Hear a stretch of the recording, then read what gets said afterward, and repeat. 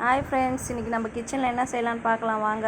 அடுப்பை பற்ற வச்சுங்க, பாத்திரத்தை வைங்க, 200 ml எண்ணெய் ஊற்றிங்க. 1 கிலோ அரிசிக்கு சீரக சம்பா அரிசியில் செய்கிறேன். பட்டை, லவங்கம், ஏலக்காய் போட்டுருங்க.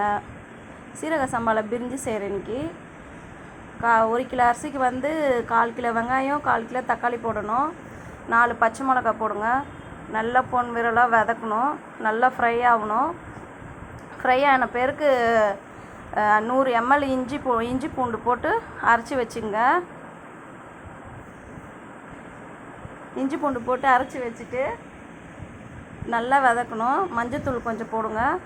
உப்பு கொஞ்சம் போட்டு நல்லா டீப் ஃப்ரை பண்ணணும். டீப் ஃப்ரை பண்ண பேருக்கு அவ்வளோ சூப்பராக இருக்கும். இந்த பிரிஞ்சி நீங்கள் சாப்பிட்டு பாருங்கள், அவ்வளோ டேஸ்ட்டாக இருக்கும். சீரக சம்பாவில் அரிசியில் செஞ்சு சாப்பிட்டோன்னா உடம்புக்கும் நல்லது.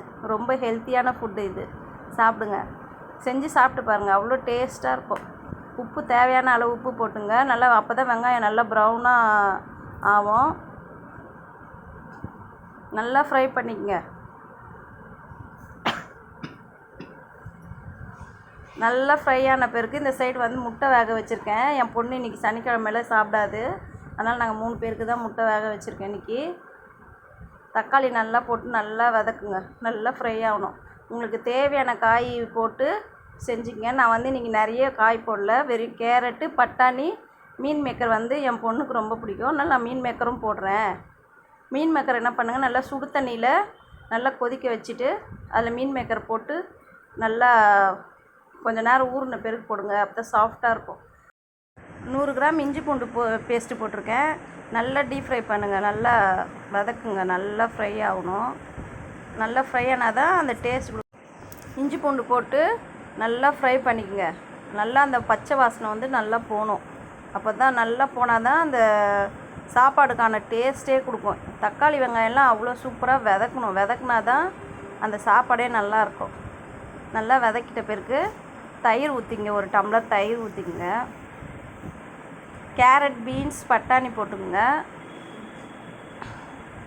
நல்லா வதக்குங்க. இந்த சைடு முட்டை வேக வச்சுன்னு இருக்கேன், எடுத்து உரிச்சிடுவேன் அப்புறமேட்டு. கேரட் பீன்ஸ் கேரட், பட்டாணி நான் போட்டிருக்கேன். உங்களுக்கு கேரட் பீன்ஸ் வேணும்னா போட்டுங்க. நீங்கள் உங்களுக்கு என்ன காய் வேணுமோ அது போட்டுங்க. பிரிஞ்சிக்கு மீன் மேக்கர் போட்டு நல்லா டீப் ஃப்ரை பண்ணோம். மீன் மேக்கர் நான் சுடு தண்ணியில் ஒரு 10 நிமிஷம் சுடு தண்ணியில் போட்டு கொஞ்சம் ஊற வச்சு புழிஞ்சு வச்சுருக்கேன். வெறும் மிளகாத்தூள், தனியாத்தூள், கரம் மசாலா தூள் போட்டிருக்கேன். மஞ்சத்தூள் கொஞ்சம் சேர்த்துருக்கேன். கரம் மசாலா தூள் சேருங்க, கொஞ்சம் வாசனையாக இருக்கும், ஃப்ளேவர் நல்லா கொடுக்கும்.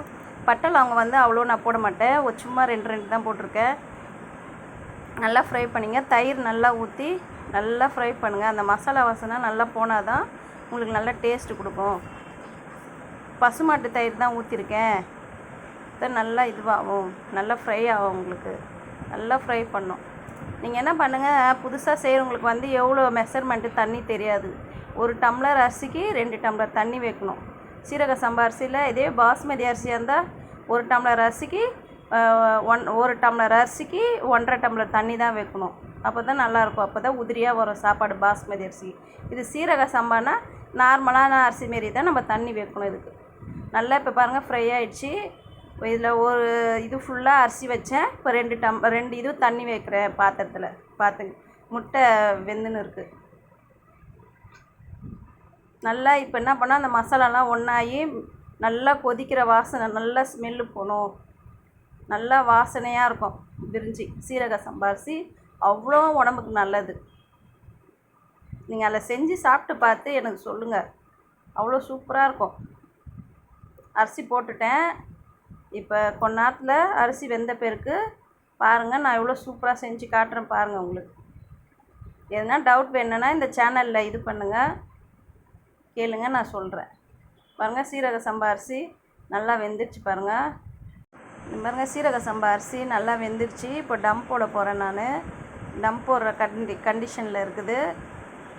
இப்போ நான் என்ன பண்ணுவேன், கலர்லாம் ஆட் பண்ண மாட்டேன். எலுமிச்சை பழமும் கொஞ்சம் கொத்தமல்லியும் போட்டு டம் போட்டுருவேன். இப்போ நான் கரெக்டாக ஆகிடுச்சு பாருங்கள். இப்போ லெமன் ஊற்றுறேன்.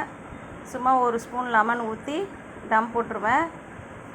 கொஞ்சம் கொத்தமல்லி போட்டு நல்லா கிண்டிட்டு டம் போட்டு வச்சுருங்க. அவ்வளோ சூப்பராக இருக்கும். சீரக சம்பா அரிசியில் நீங்கள் சாப்பிட்டு பாருங்கள், பிரிஞ்சி செஞ்சு பிரியாணி தான் சாப்பிட்ருப்பீங்க, பிரிஞ்சு செஞ்சு சாப்பிட்டு பாருங்கள், அவ்வளோ டேஸ்ட்டாக இருக்கும். இன்றைக்கி சனிக்கிழமைன்றதுனால என் பொண்ணு சாப்பிடாது, அதனால் நாங்கள் 3 பேர் தான் சாப்பிடுவோம். இப்போ டம் போட்டுடலாம் வாங்க. டம் போட்டாச்சு. முட்டை உரிச்சிடலாம். இப்போ டம் எடுத்தாச்சு பாருங்கள். சூடான சுவையான பிரிஞ்சி ரெடி. சீரக சம்பா அரிசியில் பிரிஞ்சி ரெடி பண்ணிட்டேன். நீங்களும் வீட்டில் செஞ்சுட்டு எப்படி இருக்குன்னு பார்த்துன்னு சொல்லுங்கள். கமெண்ட் பண்ணுங்கள், ஷேர் பண்ணுங்கள், பெல் பட்டன் அழுத்துங்க. பாய். இன்னொரு வீடியோவில் மீட் பண்ணலாம். பாய்.